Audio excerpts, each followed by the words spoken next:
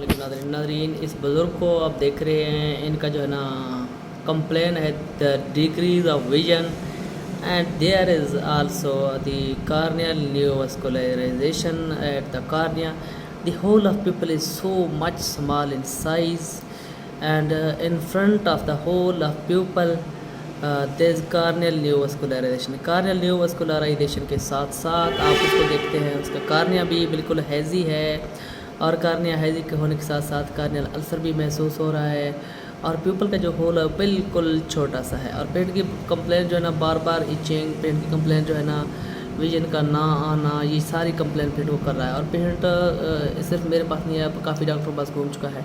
आप इस कंडीशन में you can see there are so much little bit chances of the improvement of the vision, but patient is resisting to clear my eye and to clean the vascularization. How we can do this? If you have any idea, we are trying to satisfy the patient, but there are no chances of improvement of the vision.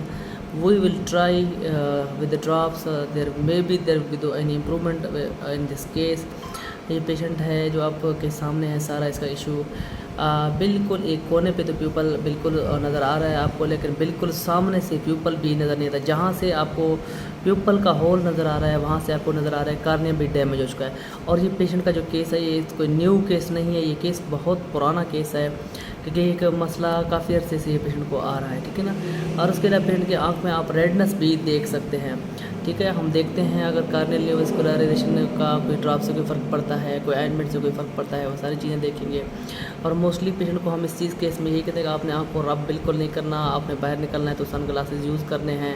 अगर आप sun glasses use नहीं करेंगे, अगर आपको रब करेंगे तो आपको जितना नज़र आ रहा है आपकी वो नज़र भी ज़ाया होने के चांसेस होते हैं. तो इस केस में पेशेंट को एहतियात की बहुत ज़्यादा ज़रूरत होती है.